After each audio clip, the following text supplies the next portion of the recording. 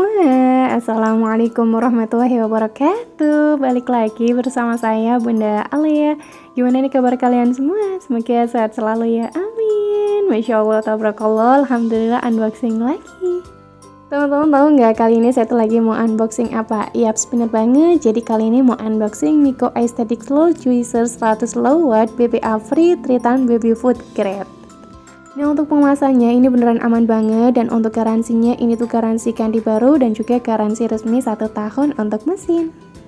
Nah, untuk keunggulan dari Slow Juicer Miko ini, nutrisinya itu lebih terjamin dan perasan maksimal. Dengan Slow Juicer Miko ini bisa memeras hingga 98% jus murni sampai hampir sempurna. Dengan perasan lambat, jadi nutrisi penting seperti vitamin tetap terjaga, seperti memeras buah dengan tangan tapi jauh lebih kuat dan juga kering. Oke, untuk corongnya itu besar, bisa muat apel utuh ataupun pir utuh. Nah, untuk pembukaannya itu besar banget, sekitar 103 mm. Jadi pastinya itu hemat tenaga dan juga waktu, nggak perlu dipotong-potong lagi. Nah, sangat mudah dibersihkan juga. Nanti untuk cara pembersihannya juga bakal saya liatin sama teman-teman semua. Untuk bahannya itu aman banget ya, sama dengan material botol bayi.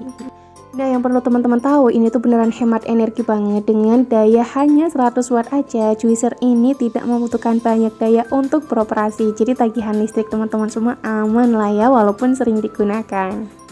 Nah, untuk suaranya ini beneran senyap banget, seperti bisikan, kayak cuman kayak gitu aja loh, beneran gak berisik sama sekali. Untuk fitur keamanannya sudah children safe. Mohon maaf kalau misalkan bahasa Inggris saya jelek banget, maklum lah ya orang ngapak. Nah, jadi jika tutupnya itu terbuka, mesin akan berhenti secara otomatis, dilengkapi dengan fitur keamanan Eropa kelas atas, membuatnya sangat aman untuk seluruh keluarga. Nah, yang ada di dalam kardus ini ada satu slow juicer, terus juga ada satu batang pendorong, ada 2 cangkir, 1 sikat pembersih. Ini untuk harganya itu sekitar 1.250.000-an. Kalau teman-teman pengen sama juga, untuk linknya sudah ada di description box yang paling atas, dan untuk keunggulannya juga udah saya sebutin semua di description box. Nah, untuk cara penggunaannya udah diliatin sama Pak Suami. Untuk ngerakitnya ini beneran mudah banget, teman-teman gak usah bingung-bingung, dan untuk panduan di bukunya juga udah lengkap banget. Nah, udah deh, kalau udah jadi kayak gini tampilannya beneran cakep banget kan ya. Ini tuh beneran bisa muat satu pir. Pir saya tuh ukurannya agak lumayan gede. Nanti bakal saya liatin sama teman-teman semua. Kalau pirnya itu nggak perlu saya potong-potong, tinggal saya masukin aja. Beneran deh, saya nggak bohong. Kalau Miko misalkan mengeluarkan produk baru, nggak pernah gagal sama sekali. Desainnya tuh beneran estetik banget, terus juga minimalis. Nah, pastinya itu semua produk dari Miko itu low watt. Jadi aman ya kalau misalkan dayanya itu rendah kayak saya. Kalau saya daya di rumah itu cuma 900 watt aja. Alhamdulillah saya pakai slow juicer ini nggak jelek sama sekali. Oke, lanjut, ini lagi dicobain sama Pak Suami. Pirnya tuh beneran nggak dipotong sama sekali kan. Dan ini juga beneran pelan banget. Jadi ampasnya itu super kering. Nanti juga bakal saya liatin sama teman-teman semua. Nah, untuk perasan pir ini rasanya itu juga sama manis kayak pir yang kalau misalkan lagi kita makan. Adik Morin juga beneran doyan banget sama pirnya itu yang udah diperas kayak gini. Jadi nggak perlu takut boros-boros listrik kalau misalkan lagi pakai slow juicer ini, karena emang beneran hemat watt banget, cuman 100 watt aja. Nah, lanjut, di sini saya tuh lagi mau nyobain wortel. Wortelnya juga sama, nggak dipotong karena ini wortelnya tuh kecil. Tuh, untuk cara penggunanya beneran mudah banget kan ya. Kalau misalkan pirnya gede kayak tadi, udah tinggal didorong-dorong aja pakai alat pendorongnya. Nah, untuk slow juicer ini juga ada 3 pilihan warna. Ada warna sakura pink, terus juga ada iris lilac, sama ada milky white. Kalau saya pilih warna milky white ataupun putih. Nih, untuk wortelnya ini beneran kering banget kan ya, teman-teman juga bisa lihat aja sendiri. Untuk cara nyucinya ini beneran mudah banget.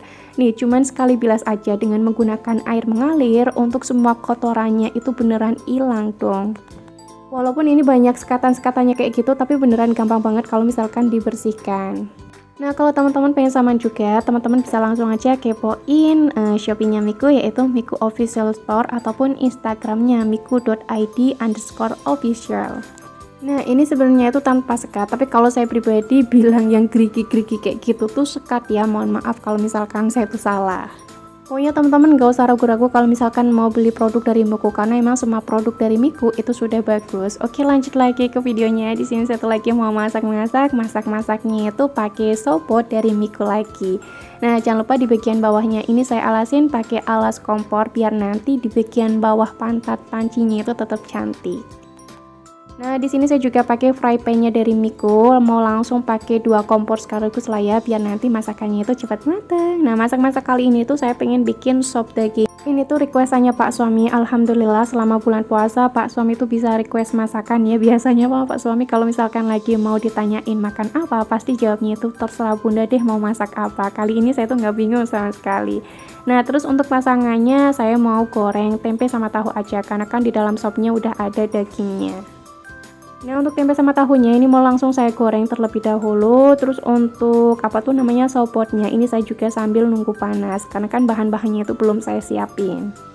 Untuk ngegoreng tempe sama tahunya secukupnya aja, yang penting nanti tuh habis. Ini tuh buat nanti buka puasa sama sahur, jadi masaknya tuh emang sekalian biar nanti pas sahur itu nggak ribet. Nah, kalau lagi masak-masak kayak gini biasanya itu nggak nentu ya jamnya. Kadang saya masak-masaknya itu sekitar jam 4 ataupun jam 2 ataupun ya jam 5 ataupun malah habis maghrib ataupun habis buka puasa. Pokoknya slow aja lah ya kalau misalkan masak-masak tuh.